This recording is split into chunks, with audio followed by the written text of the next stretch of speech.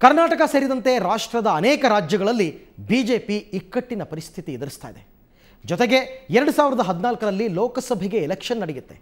ಇಂಥ ಸಂದರ್ಭದಲ್ಲಿ ಕಾಂಗ್ರೆಸ್ ಅನ್ನು ಹಿಂದೆ ಹಾಕೋದು ಸುಲಭದ ಮಾತೇನಲ್ಲ. ಇನ್ನೊಂದು ರೀತಿಯಲ್ಲಿ ನೋಡಿದ್ರೆ ಹೊರಗಿನ ವಿರೋಧಿಗಳನ್ನು ಮಣಿಸೋದಕ್ಕಿಂತಲೂ ಪಕ್ಷದ ಆಂತರಿಕ ಕಚ್ಚಾಟವನ್ನು ನಿಭಾಯಿಸೋದೇ ರಾಜನಾಥ್ ಸಿಂಗ್ ಮುಂದಿರೋ ದೊಡ್ಡ ಸವಾಲು.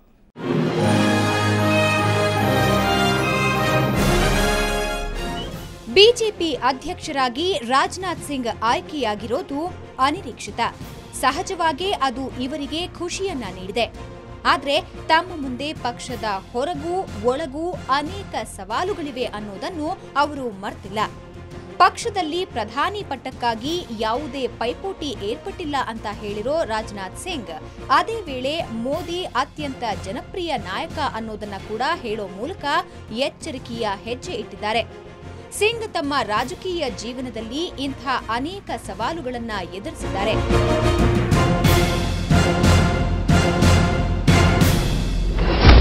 ಉತ್ತರ ಪ್ರದೇಶದ ಮಣ್ಣಿನ ಮಗ, ಫಿಸಿಕ್ಸ್ ಲೆಕ್ಚರರ್ನ ಪಾಲಿಟಿಕ್ಸ್. ರಾಜನಾಥ್ ಸಿಂಗ್ ಉತ್ತರ ಪ್ರದೇಶದ ಚಂದೌಲಿ ಜಿಲ್ಲೆಯ ಭಾಭೌರಾ ಗ್ರಾಮದ ಸಣ್ಣ ರೈತ ಕುಟುಂಬದಿಂದ ಬಂದವರು. ರಜಪೂತ ಜಾತಿಗೆ ಸೇರಿದ ಇವರು ತನ್ನ 13ನೇ ವಯಸ್ಸಿನಲ್ಲಿಯೇ ಆರ್ಎಸ್ಎಸ್ ಸಂಪರ್ಕಕ್ಕೆ ಬಂದರು.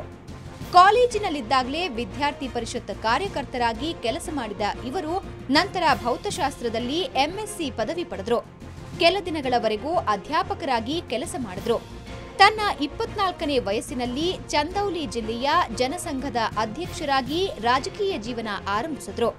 ನಂತರ ಮಿರ್ಜಾಪುರದ ಶಾಸಕರಾಗಿ ಆಯ್ಕೆಯಾದ ರಾಜನಾಥ್ ಸಿಂಗ್ ಅಟಲ್ ಬಿಹಾರಿ ವಾಜಪೇಯಿ ಅವರಿಗೆ ತೀರಾ ಆಪ್ತರಾದವರು. ರಾಜನಾಥ್ ಸಿಂಗ್ ತಮ್ಮದೇ ಪಕ್ಷದ ಕಲ್ಯಾಣ್ ಸಿಂಗ್ ವಿರೋಧಿ ಗುಂಪಿಗೆ ಸೇರಿ ಉತ್ತರ ಪ್ರದೇಶದಲ್ಲಿ ಬೆಳೆದು ಬಂದರು. ಹಿಂದುಳಿದ ಲೋಧ ಜಾತಿಗೆ ಸೇರಿದ ಕಲ್ಯಾಣ್ ಸಿಂಗ್ ಉತ್ತರ ಪ್ರದೇಶದ ಬಿಜೆಪಿಯಲ್ಲಿ ಏಕಮೇವ ದ್ವಿತೀಯರಾಗಿ ಮಿಂಚ್ತಾ ಇದ್ದಾಗ ಅವರ ವಿರುದ್ಧ ತೊಡೆತಟ್ಟಿ ನಿಂತವರು ಇದೇ ರಾಜನಾಥ್. ಕಂಚಿನ ಕಂಠ, ಶುದ್ಧ ಹಿಂದಿ ಭಾಷೆ, ಆರ್ಎಸ್ಎಸ್ ನಿಷ್ಠೆ, ಉತ್ತಮ ರಾಜಕೀಯ ತಂತ್ರಗಾರಿಕೆ ಹೊಂದಿರೋ ರಾಜನಾಥ್ ಬಹುಬೇಗನೆ ದೆಹಲಿ ನಾಯಕರಿಗೆ ಆಪ್ತರಾದ್ರು. ಹಂತ ಹಂತವಾಗಿ ಬೆಳೆದು ಹಲವು ಹುದ್ದೆಯಲ್ಲಿ ಕಾರ್ಯನಿರ್ವಹಿಸಿದ್ರು.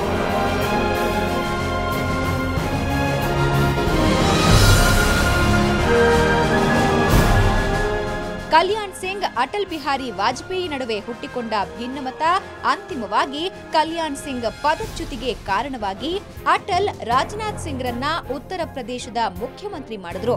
2000 ಅಕ್ಟೋಬರ್ 24ರಿಂದ 2002 ಮಾರ್ಚ್ 8ರವರೆಗೆ ಉತ್ತರ ಪ್ರದೇಶದ ಮುಖ್ಯಮಂತ್ರಿಯಾಗಿ ಆಡಳಿತ ನಡೆಸಿದ್ರು.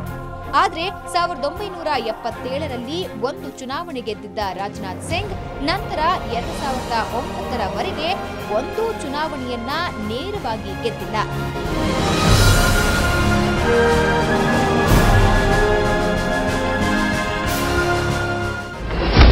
ಹಲವು ರಾಜ್ಯಗಳಲ್ಲಿ ಚುನಾವಣಾ ಗೆಲುವು. ಬಿಎಸ್ವೈನ ಬೆಂಬಲಿಸಿದ್ದ ರಾಜನಾಥ್ 1977ರಿಂದ ಪಕ್ಷದಲ್ಲಿರೋ ರಾಜನಾಥ್ ಸಿಂಗ್ ಉತ್ತರ ಪ್ರದೇಶದ ಸಿಎಂ ಆಗಿ, ಕೇಂದ್ರ ಸಚಿವರಾಗಿ, ಸಂಸದರಾಗಿ ಕೆಲಸ ಮಾಡಿದ್ದಾರೆ. ಅಲ್ಲದೆ 2005ರಿಂದ 2009ರವರೆಗೆ ಪಕ್ಷದ ರಾಷ್ಟ್ರೀಯ ಅಧ್ಯಕ್ಷರಾಗಿಯೂ ಕೆಲಸ ಮಾಡಿದ್ದಾರೆ. ಕರ್ನಾಟಕದಲ್ಲಿ ಸದಾನಂದಗೌಡರನ್ನ ಬಿಜೆಪಿ ರಾಜ್ಯಾಧ್ಯಕ್ಷ ಸ್ಥಾನಕ್ಕೆ ತಂದು ಯಡಿಯೂರಪ್ಪ ಅವರನ್ನ ಉಪಮುಖ್ಯಮಂತ್ರಿಯನ್ನಾಗಿ ಮಾಡಿದ್ದು ಇದೇ ರಾಜನಾಥ್ ಸಿಂಗ್. ಇವರ ಅವಧಿಯಲ್ಲಿಯೇ ಬಿಜೆಪಿ ಕೆಲವು ಮಹತ್ವದ ರಾಜ್ಯಗಳಲ್ಲಿ ವಿಧಾನಸಭಾ ಚುನಾವಣೆಗಳನ್ನ ಗೆದ್ದುಕೊಂಡಿತ್ತು. ದಕ್ಷಿಣ ಭಾರತದಲ್ಲಿ ಬಿಜೆಪಿ ಮೊದಲ ಬಾರಿಗೆ ಸರ್ಕಾರ ರಚಿಸಿದ್ದು ಕೂಡ ರಾಜನಾಥ್ ಸಿಂಗ್ ಅವಧಿಯಲ್ಲಿಯೇ. ಅನಂತಕುಮಾರ್ ಅವರನ್ನ ಕರ್ನಾಟಕದ ವ್ಯವಹಾರಗಳಿಂದ ದೂರವಿಟ್ಟ ರಾಜನಾಥ್ ಯಡಿಯೂರಪ್ಪನವರಿಗೆ ಪಕ್ಷದಲ್ಲಿ ಹೆಚ್ಚಿನ ಅಧಿಕಾರ ನೀಡಿದ್ರು. ಇವರ ನೇತೃತ್ವದಲ್ಲಿ ಜಾರ್ಖಂಡ್ನಲ್ಲಿ ಸರ್ಕಾರ ರಚನೆಯಾದರೆ ಹಿಮಾಚಲ ಪ್ರದೇಶದಲ್ಲಿ ಪ್ರೇಮ್ ಕುಮಾರ್ ಧುಮಾಲ್ ಸರ್ಕಾರ ಸ್ಥಾಪನೆಯಾಗಿತ್ತು. ಆದರೆ ರಾಜನಾಥ್ ಸಿಂಗ್ರ ಅತಿರೇಕದ ಮಧ್ಯಪ್ರವೇಶದಿಂದಾಗಿ ರಾಜಸ್ಥಾನದಲ್ಲಿ ವಸುಂಧರಾ ರಾಜೆ ವಿರುದ್ಧ ಬಂಡಾಯ ಆರಂಭವಾಗಿ ಪಕ್ಷದ ಜನಪ್ರಿಯತೆ ಕುಸಿದಿತ್ತು. ಉತ್ತರಾಖಂಡ್ನಲ್ಲಿ ಚೆನ್ನಾಗಿ ಕಾರ್ಯನಿರ್ವಹಿಸಿದ್ದ ಖಂದೂರಿ ಸರ್ಕಾರವನ್ನ ಅಸ್ಥಿರಗೊಳಿಸಿ ನಿಶಾಂಕ ಅನ್ನೋ ಅನಾಮಿಕನನ್ನ ತನ್ನ ಬೆಂಬಲಿಗ ಅನ್ನೋ ಕಾರಣಕ್ಕೆ ಸಿಎಂ ಮಾಡಿದ್ರು. ಹೀಗೆ ರಾಜನಾಥ್ ವಿರುದ್ಧ ಪಕ್ಷದಲ್ಲಿ ಅನೇಕ ಆರೋಪಗಳು ಕೇಳಿಬರತೊಡಗಿದ್ವು. ಬಿಜೆಪಿಯ ರಾಷ್ಟ್ರಾಧ್ಯಕ್ಷ ಪದವಿ ಹೋದ ನಂತರ ಲೋಕಸಭೆಯಲ್ಲಿ ವಿರೋಧ ಪಕ್ಷದ ಮುಖಂಡನ ಸ್ಥಾನ ಸಿಗಬೇಕು ಅನ್ನೋ ಆಸೆ ರಾಜನಾಥ್ಗೆ ಇತ್ತಾದ್ರೂ ಅದು ಕೈಗೂಡಲಿಲ್ಲ. ನಿತಿನ್ ಗಡ್ಕರಿ ಅಧ್ಯಕ್ಷರಾಗಿ ಆಯ್ಕೆಯಾದ ಮೇಲೆ ನಿಧಾನವಾಗಿ ಪಕ್ಷದ ಮುಖಂಡರೊಂದಿಗೆ ಹಳಸಿದ್ದ ತಮ್ಮ ಸಂಬಂಧಗಳನ್ನ ಸುಧಾರಿಸಿಕೊಂಡ ರಾಜನಾಥ್ ಸಿಂಗ್ ಅಡ್ವಾಣಿ ಜೊತೆಗಿನ ಸಂಬಂಧವನ್ನು ಸುಧಾರಿಸಿಕೊಂಡ್ರು. ಕೊನೆಗೆ ಆರ್ಎಸ್ಎಸ್ ಕೃಪಾ ಕಟಾಕ್ಷ ಹಾಗೂ ಇಬ್ಬರ ಜಗಳದ ಲಾಭ ಪಡೆದ ರಾಜನಾಥ್ ಈಗ ಬಿಜೆಪಿ ಅಧ್ಯಕ್ಷಗಿರಿಯ ಜಾಕ್ಪಾಟ್ ಹೊಡೆದಿದ್ದಾರೆ.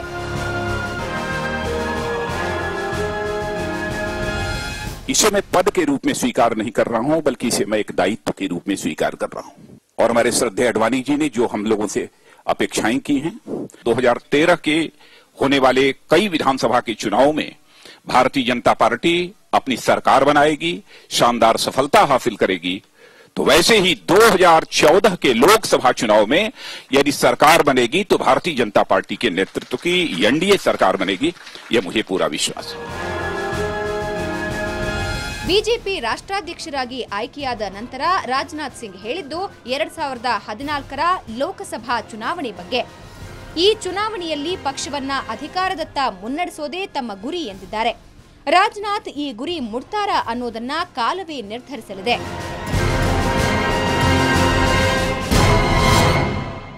ಬಿಜೆಪಿಯ ನೂತನ ಅಧ್ಯಕ್ಷ ರಾಜನಾಥ್ ಸಿಂಗ್ ಮುಂದೆ 10 ಸವಾಲುಗಳಿವೆ ಅನ್ನೋದೇನೋ ನಿಜ. ಹಾಗೇನೆ ಅಧ್ಯಕ್ಷರಾಗಿ ದುಡಿದ ಅನುಭವ ಕೂಡ ಇವರ ಬೆನ್ನಿಗಿದೆ. ಇವರ ಕಥೆ ಏನೇ ಇರಲಿ, ಕೈಗೆ ಬಂದ ತುತ್ತು ಬಾಯಿಗೆ ಬಾರದೆ ನಿತಿನ್ ಗಡ್ಕರಿ ಗಲಿಬಿಲಿಗೊಂಡಿರೋದು ಮಾತ್ರ ನಿಜ. ಇದೇ ಇವತ್ತಿನ ಸುವರ್ಣ ಫೋಕಸ್. ನೇರ, ದಿಟ್ಟ, ನಿರಂತರ ಸುದ್ದಿಗಾಗಿ ನೋಡ್ತಾ ಇರಿ ಸುವರ್ಣ ನ್ಯೂಸ್.